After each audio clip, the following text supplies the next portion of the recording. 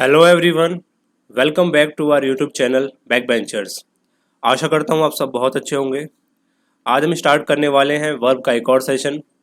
ये पार्ट 4 है। I hope आपने इससे पहले के सभी पार्ट्स देख लिए हैं। ये सभी वीडियोस आपके एनडीए, सीडीएस, सीएपीएफ और एसएससी एग्ज़ाम्स के लिए बहुत इंपॉर्टेंट है। इसी के साथ साथ अगर आप अभी स्कूल कॉलेज में हो और आपको अपना ग्रामर इम्प्रूव करना है तो भी ये वीडियोज़ आपके लिए बहुत इंपॉर्टेंट रहेंगे। तो चलिए देखते हैं। हम लास्ट वीडियो में पढ़ रहे थे मॉडल ऑक्सिलरी वर्ब्स, या जिनको सिंपली बोला जाता है मॉडल्स।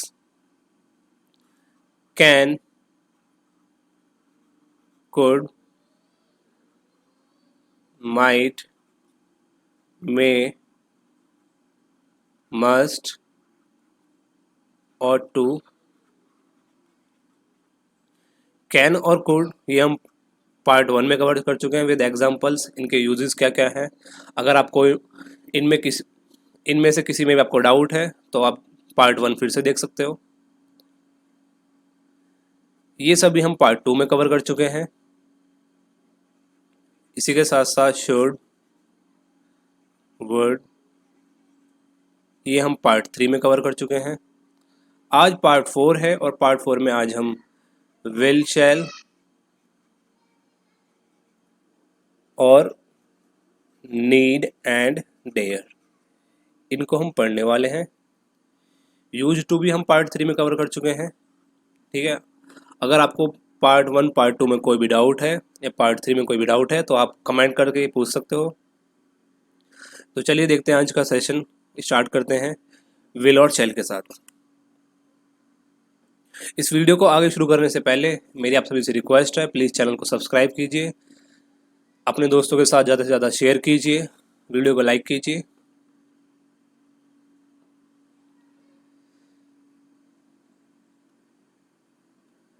शैल एंड विल, ये दोनों वर्ब जो हैं इनको दो तरह से यूज़ करते हैं हम। एक तो होता है मॉडल वर्ब और एक होता है हेल्पिंग वर्ब। मॉडल वर्ब का यूज़ कैसे होगा वो आज हम पढ़ेंगे। और हेल्पिंग वर्ब, शैल और will as a helping verb, ये यूज़ होते हैं फ्यूचर टेंसेस में, फ्यूचर टेंस के अंदर। और फ्यूचर टेंस क्या है, कैसे इनका यूज़ होगा, वो सब हम सीखेंगे अगली वीडियोस में जब हम टेंस पढ़ेंगे। फिलहाल अभी हमें पढ़ना है as a modal verb shall और विल को। शैल और विल को पढ़ने से पहले मैं आप सभी को एक चीज़ क्लियर करना चाहूँगा। इन सभी का यूजेस सीखने से पहले शैल और विल हमें कुछ सीखना होगा जिसको कहते हैं first person, second person and third person.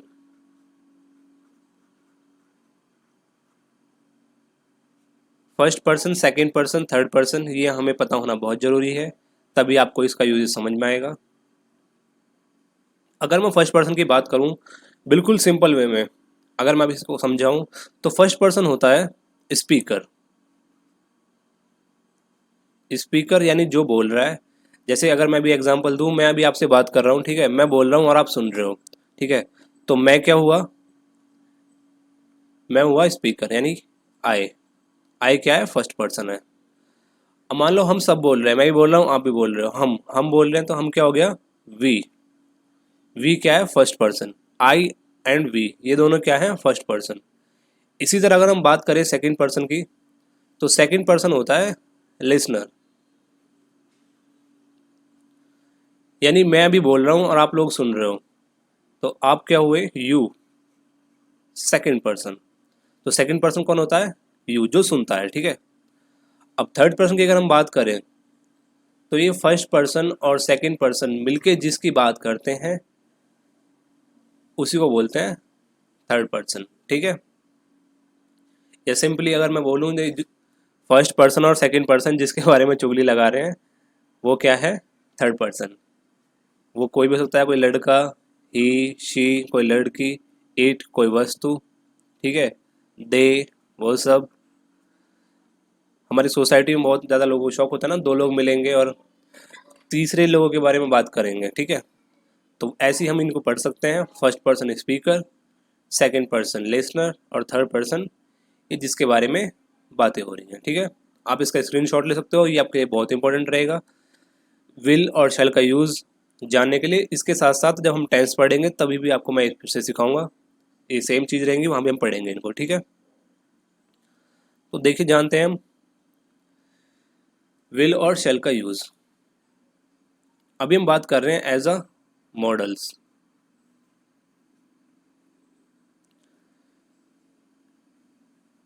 Will और शैल इन दोनों को हमें पढ़ना है अभी एज अ मॉडल।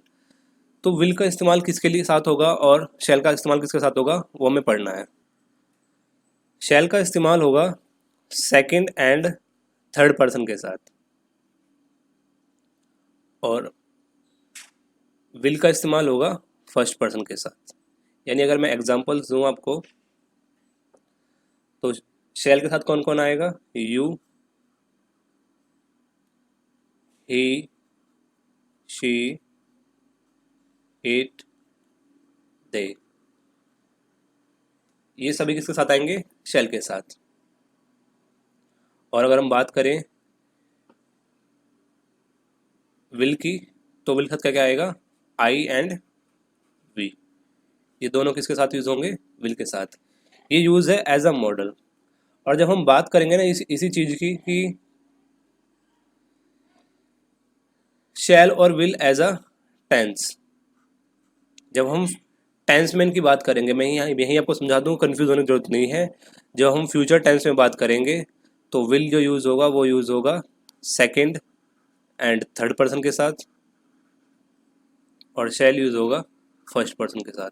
ये जो मैंने ब्लैक से डिनोट किया है ये फ्यूचर टेंस को डिनोट किया है। फ्यूचर टेंस में इनका यूज होगा एज अ हेल्पिंग वर्ब, लेकिन आज हमें पढ़ना है एज अ मॉडल। तो मॉडल मैंने आपको यहाँ पे दिखा दिया है, second person third person shall के साथ जाएंगे और फर्स्ट पर्सन विल के साथ। अब इनको कुछ एग्जाम्पल के साथ समझते हैं।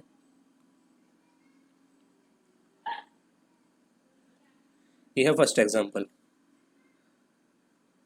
ये जो एग्जाम्पल मैं आपको दिखा रहा हूँ ये फ्यूचर टेंस का एग्जाम्पल है। ठीक है, तो फ्यूचर टेंस में मैंने बताया था शैल के साथ जाएगा फर्स्ट पर्सन के साथ। आई शैल गो टू स्कूल टुमारो, मैं कल स्कूल जाऊंगा। ठीक है, तो शैल आया फर्स्ट पर्सन के साथ। And he will come with me, और वह मेरे साथ आएगा। तो विल किसके साथ, विल क्या है, हेल्पिंग वर्ब है और किसके साथ यूज हो रहा है, थर्ड पर्सन के साथ। ठीक है, नेक्स्ट एग्जांपल देखिए, we shall cook food in night and they will like it. We क्या है, फर्स्ट पर्सन है, तो फर्स्ट पर्सन के साथ क्या यूज हुआ, shall. We shall cook food in night, हम रात में खाना बनाएंगे। And they will like it, और उन्हें वह पसंद आएगा। तो विल के साथ किसके साथ यूज हुआ, थर्ड पर्सन के साथ हुआ यूज विल का। नेक्स्ट एग्जांपल देखिए, I shall study science online tomorrow. तो ये शैल किसके साथ आया, फिर से फर्स्ट पर्सन के साथ, आई के साथ। मैं कल ऑनलाइन साइंस पढ़ूंगा बाय बैक बेंचर्स। ठीक है, ये देखिए, she will dance in her own wedding, वह अपनी खुद की शादी में डांस करेगी। तो ये क्या है, थर्ड पर्सन जिसके साथ यूज हुआ है विल का। अब इनका इस्तेमाल देखते हैं एज अ मॉडल। ठीक है, ये यूजेस जो एग्जांपल्स मैंने आपको दिए हैं ये सभी फ्यूचर टेंस के एग्जांपल हैं। ये बस मैंने आपको क्लियर करने के लिए दिया है, वरना आज जो हम पढ़ेंगे वो पढ़ेंगे modal. Shall as a modal verb, देखो ये मैंने आपको पहले अभी बस समझाया है, आप फिर से समझ लीजिए इसको। शैल किस किसके साथ यूज होगा मॉडल में, उल्टा कर देंगे हम, second person and third person के साथ। इनका यूजेस होगा क्यों, to denote command, promise, threat, determination, compulsion and advice. ठीक है, जब भी हम किसी को कमांड देंगे या किसी से प्रॉमिस करेंगे, थ्रेट किसी को धमकी देंगे, कोई डिटर्मिनेशन हम शो कर रहे हैं, कंपल्सन कोई मजबूरी, या किसी को एडवाइस, तो ये सभी चीज़ें शो करने के लिए शैल का इस्तेमाल होता है किसके साथ, सेकंड पर्सन और थर्ड पर्सन के साथ। और विल में ये उल्टा हो जाएगा, विल में इस्तेमाल कैसे होगा, फर्स्ट पर्सन के साथ। यही सब डिनोट करने के लिए, कमांड देने के लिए, प्रॉमिस करने के लिए, थ्रेट देने के लिए, ठीक है। Determination, compulsion, advice. बस इसमें क्या होता है, मॉडल में उल्टा हो जाता है, फर्स्ट पर्सन आ जाता है विल के साथ और सेकंड थर्ड पर्सन ले जाते हैं शैल के साथ। एग्जाम्पल्स देखिए इनके, ठीक है। अगर हम किसी को कमांड दे रहे हैं तो कमांड कैसे देंगे, यू क्या है यहाँ पर, सेकंड पर्सन, तो शैल का इस्तेमाल हुआ यू के साथ।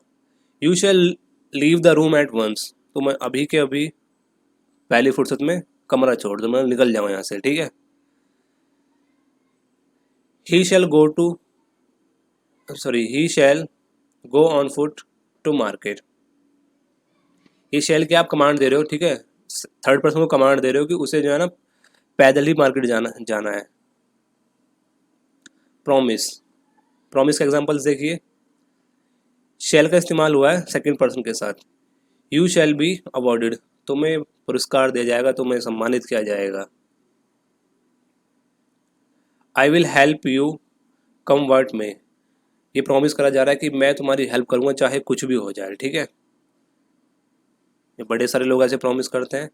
तो विल का इस्तेमाल किसके साथ हुआ, फर्स्ट पर्सन के साथ, कि चाहे कुछ भी हो मैं तुम्हारा साथ नहीं छोड़ूंगा, ठीक है, मैं तुम्हारी हेल्प करूंगा।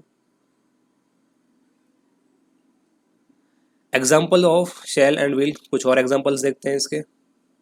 थ्रेट, जब आप किसी को धमकी दे रहे होते हो। ट्रेसपासर शैल बी प्रोसिक्यूटेड, ठीक है, ये शैल किसके लिए इस्तेमाल हुआ है, ट्रेसपासर के लिए। तो ये कहा जा रहा है कि जो ट्रेसपासर होते हैं वो लोग जो मतलब इलीगली तरीके से किसी के घर में रह रहे हो, किसी की ज़मीन पर कब्जा कर रखा हो, तो इनको सज़ा दी जाएगी, ठीक है, इनको इनके ऊपर मुकदमा किया जाएगा, ये धमकी दी जा रही है, ठीक है। आई विल पनिश यू, मैं तुम्हें पनिशमेंट दूंगा या फिर तुम्हें दंड दूंगा, ठीक है।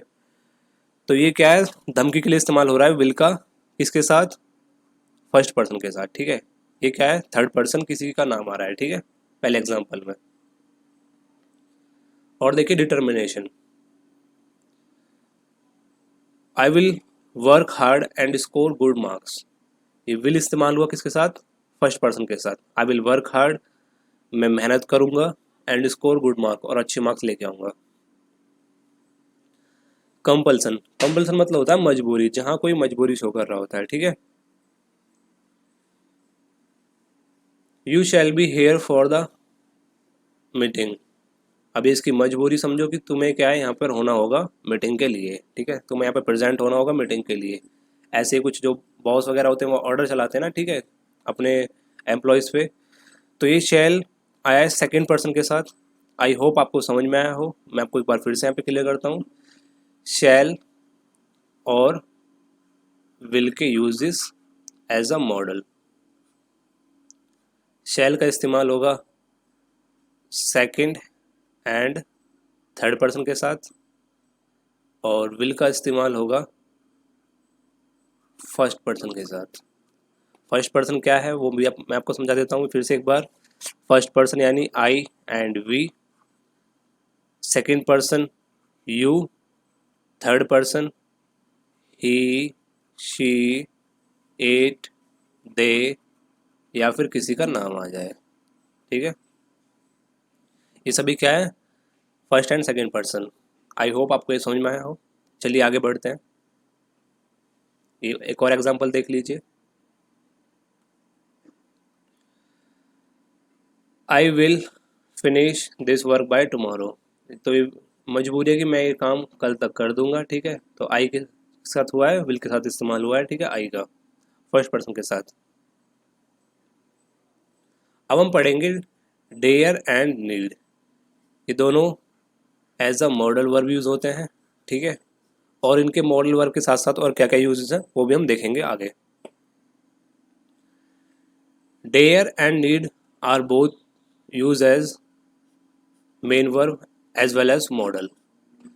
तो डेयर और नीड ये दोनों शब्द जो है ना, इनका दोनों तरह से इस्तेमाल होता है, मेन वर्ब की तरह भी, ठीक है, और मॉडल की तरह भी। जो डेयर है वो एक्सप्रेस करता है चैलेंजेस या फिर करेज, ठीक है, जब आप किसी को चैलेंज दे रहे हो या चैलेंज एक्सेप्ट कर रहे हो, करेज यानी कि आप हिम्मत दिखा रहे हो, तो हिम्मत और चैलेंजेस ये सब किस कौन शो करता है? डेयर। नीड, नीड एक्सप्रेस करता है रिक्वायरमेंट, जिसकी ज़रूरत हो, ठीक है, ज़रूरतमंद। देखो पहला एग्जांपल देखो, ही नीड्स मी। तो यहाँ पे नीड का इस्तेमाल कैसे हुआ है? As a main verb. He needs me, उसे मेरी ज़रूरत है, ठीक है।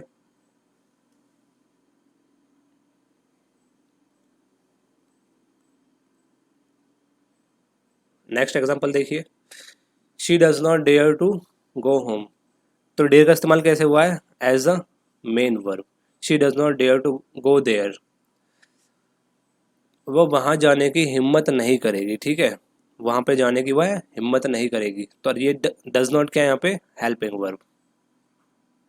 और डेयर कैसे इस्तेमाल हुआ? As a main verb. आगे इनकी यूजेस देखते हैं। और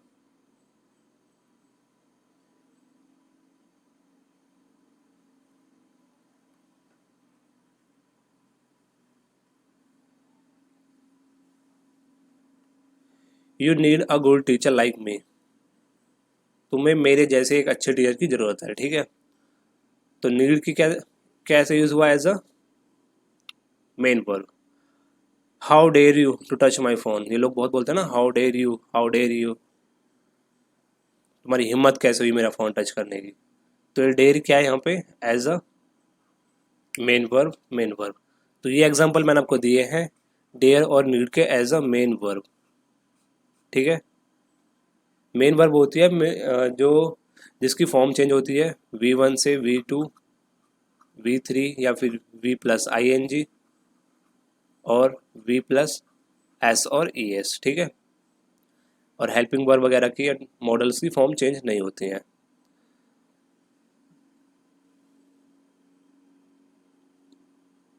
नीड या फिर dare is generally not use as a modal in positive sense. Positive sense, जब कोई सेंटेंस में पॉजिटिव बातें होगी या पॉजिटिव सेंस कोई सेंटेंस शो करेगा, तो वहाँ पे इनका इस्तेमाल नहीं होता है एज अ मॉडल, ठीक है। एग्जाम्पल देखते हैं, देखो समझ में आएगा। आई नीड हेल्प हिम, इसका कोई सेंस नहीं बन रहा, ठीक है। आई नीड हेल्प हिम, मुझे ज़रूरत है उसकी हेल्प की, ठीक है। तो ये इसका गलत तरीका है। इसका यूज़ कैसे करेंगे हम? I need to help him, I need to help him. Need के साथ या फिर डेयर के साथ हम क्या करेंगे? टू प्लस V1 का इस्तेमाल करेंगे, या फिर इसको बोलते हैं इन्फिनेटिव वर्ब, ठीक है, इनफाइनाइटिव वर्ब्स। लेकिन यहाँ पे नोट कराया मैंने, टू प्लस V1 आएगा हमेशा कब? डेयर और नीड के बाद में, आफ्टर नीड एंड डेयर। अगर ये नीड और डेयर क्या शो कर रहे हैं? पॉजिटिव सेंटेंस में यूज हो रहे हैं, पॉजिटिव सेंस शो कर रहे हैं, ठीक है।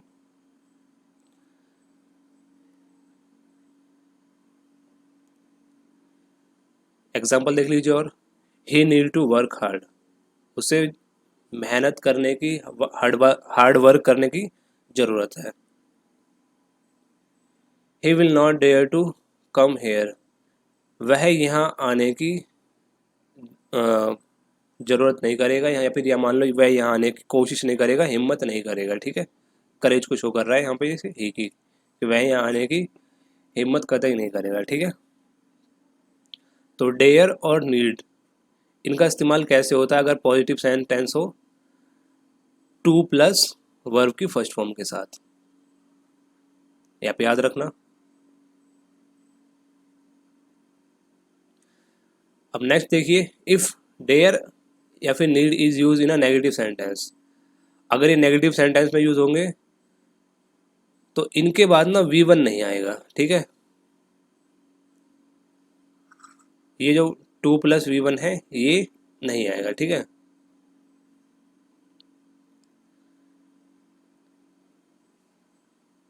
सॉरी मैंने आपको गलत पढ़ा दिया, वेट कीजिए, मैं समझाता हूँ इसको फिर से। अगर नीड और डेयर किसी नेगेटिव सेंटेंस में यूज होते हैं, मतलब जिसमें नॉट आता है, ठीक है, जैसे यहाँ पे नॉट आया हुआ है, तो नॉट के बाद ना टू प्लस V1 नहीं आएगा, ठीक है। नॉट मतलब सिंपली ये समझो कि नॉट के बाद कभी भी टू नहीं आएगा इन सेंट अगर डेयर और नीड आ रहा है, ठीक है। जैसे यहाँ पे लिखा हुआ है you need not to come tomorrow, तुम्हें कल आने की कोई ज़रूरत नहीं है, कोई आवश्यकता नहीं है, ठीक है। तो ये जब नॉट आ गया ना तो इसमें टू नहीं आएगा, टू गलत लिखा हुआ है। नेक्स्ट एग्जाम्पल के साथ समझते हैं इसको, ठीक है। इसका सही क्या बनेगा, you need not come tomorrow, ये सही लिखा हुआ है, ये गलत लिखा हुआ है, इसमें एरर है टू, तुम्हें कल आने की ज़रूरत नहीं है, ठीक है। He dare not to cheat anyone again, यहाँ पे क्या गलत लिखा हुआ है, ये टू गलत लिखा हुआ है, तो सेंटेंस क्या है, ये गलत है, एरर है इसमें टू।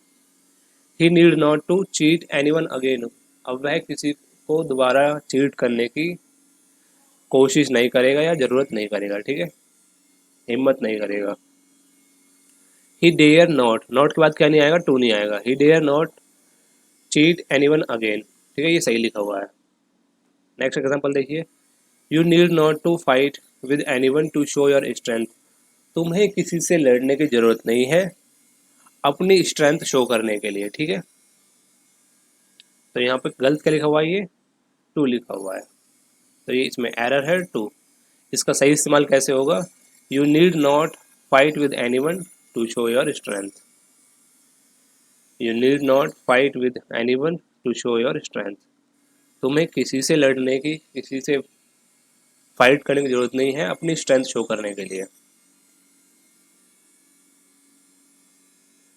अब हम पढ़ते हैं कुछ प्राइमरी ऑक्सिलरी वर्ब्स को, हमने फर्स्ट पार्ट में इसका थोड़ा सा जिक्र किया था, लेकिन थोड़ा सा इसको डिटेल में पढ़ते हैं, ठीक है। डू, हैव, बी, ये सभी क्या हैं, प्राइमरी ऑक्सिलरी वर्ब्स हैं, या इनको सिंपली बोले तो ये हैं प्राइमरी वर्ब्स।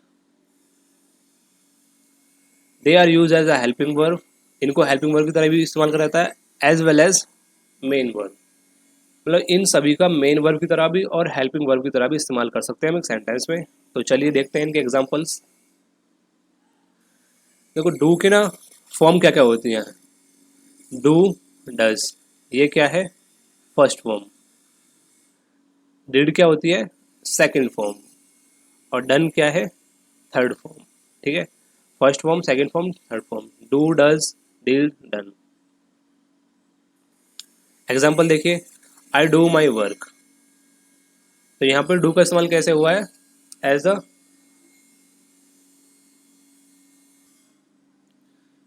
मेन वर्ब की तरह इस्तेमाल हुआ है डू का, ठीक है।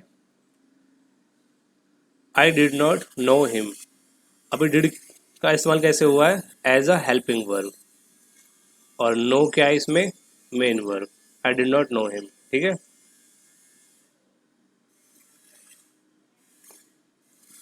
अब हैव की फॉर्म देखते हैं हम, हैव की कौन कौन सी फॉर्म होती है, ठीक है। हैज, हैव, ये क्या है, फर्स्ट फॉर्म है इसकी। हैड क्या है, सेकेंड फॉर्म, और हैड भी क्या है, third form. Second form, third form, had had रहेगी, हैज, हैव फर्स्ट फॉर्म है।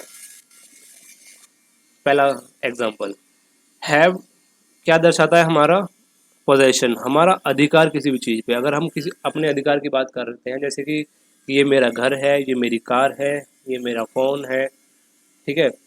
जब हम किसी चीज़ पे अपना अधिकार बताते हैं तो किसका इस्तेमाल होता है, हैव का। आई have a care, sorry car लिखा हुआ है यहाँ पे, आई हैव अ कार, तो ये इस्तेमाल कैसे हो रहा है हैव का, as a main verb. I have a beautiful house, I have a beautiful house, तो यहाँ पे हैव का इस्तेमाल कैसे हुआ है, एज अ मेन वर्ब, कि मेरे पास एक बहुत ही प्यारा सा, बहुत ही खूबसूरत घर है। He has an expensive watch, उसके पास एक बहुत ही कीमती घड़ी है, ठीक है। मेन वर्ब की तरह इस्तेमाल हो रहा है यहाँ पे किसका, हैज़ का।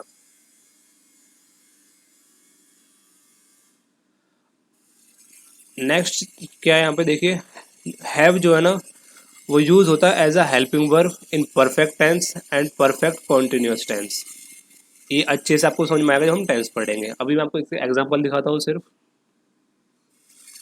I have not seen him, I have not seen him, ये क्या है यहाँ पे मेन वर्ब है जो कि थर्ड फॉर्म है मेन, और यहाँ पे क्या है ये हेल्पिंग वर्ब का यूज हो रहा है हैव।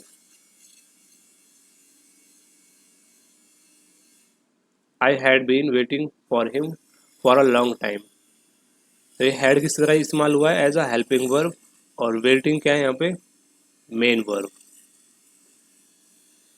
मैं उसका लंबे समय से इंतजार कर रहा हूँ, ठीक है।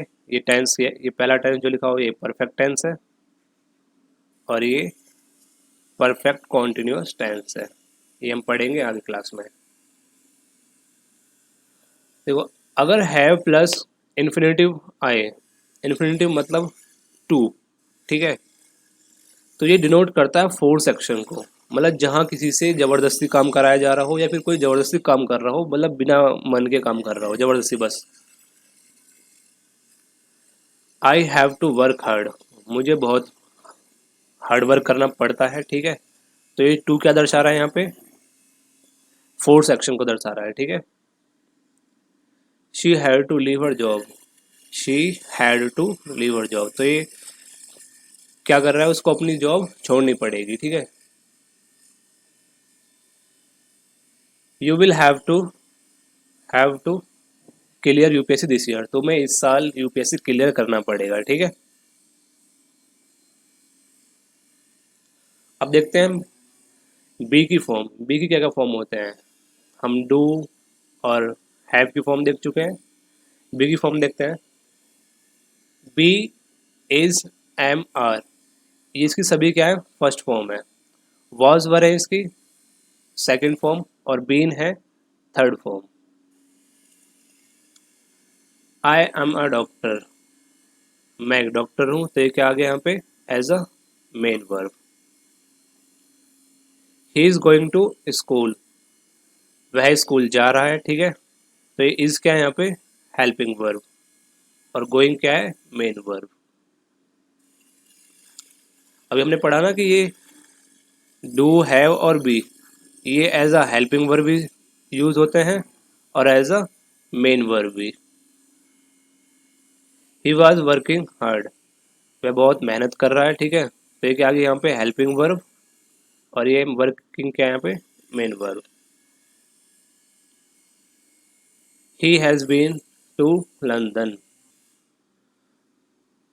वह लंदन गया, ठीक है। आई होप आपको ये सभी यूजेस समझ में आए हो, ठीक है। Need, dare, will and shall, और इसी के साथ डू हैव बी।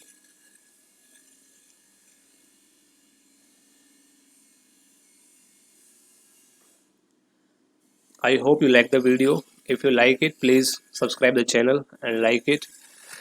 और इस वीडियो की पीडीएफ डाउनलोड करने के लिए आप हमारे टेलीग्राम पेज को ज्वाइन कर सकते हो, back bencher for UPSC exams.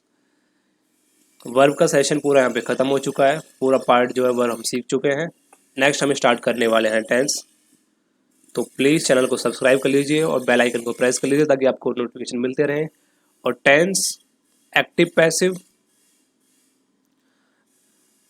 Passive and direct indirect, ये तीन चीज़ें मैं आपको इतने अच्छे से पढ़ाने वाला हूँ कि मैं आपको सिर्फ एक चार्ट से मैं तीनों चीज़ें कवर कराऊंगा आपकी, ठीक है। तो बने रहिए हमारे साथ। Thank you for watching the video.